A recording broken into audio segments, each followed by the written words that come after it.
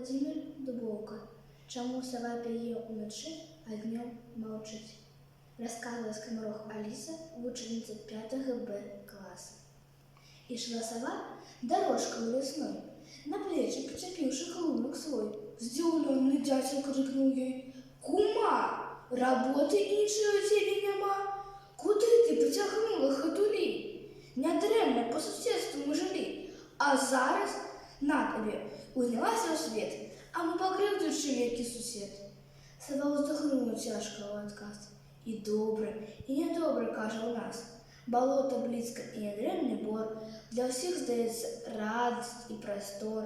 Хапає ежі, але праз людей мені жить становиться усё тяжей. Ты ведаешь, что я спевать люблю? Не сподобали песенку мою, хоть песенка пригожая моя. Як толькі заспіваю часом я, хто каменьки, не паши бельняки, хто по гарбу дає, хто под баки. Один на древо нават з кієм лез. Пойду шукать себе інакш лес. По щирій правді, дятел каже той, не чув ніколи пісні твоєї. Ти заспівай, да знаюся тепер, чому нема спогаду до тебе. Сова и вухнула, собравши ух. Куга, куга, вух-вух, вух-вух. Той бедный дятел до сука прирос, аж по спине его пройшов мороз. Ну як? Питається сова. Ти чув?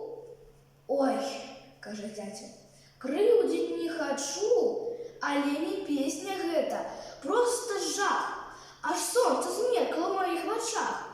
Здається, не тільки від людей, не знайдеш ти прихильності ніде. Пораду дам тебе, кума, одну.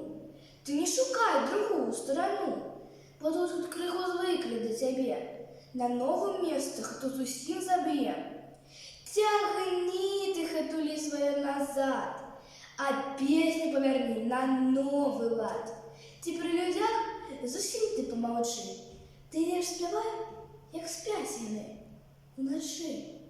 Сова, послухавшись от тих порад, вернувся у дупло своє назад. З тієї пори, як дятел на лучок, і вухкає, п'є уночі.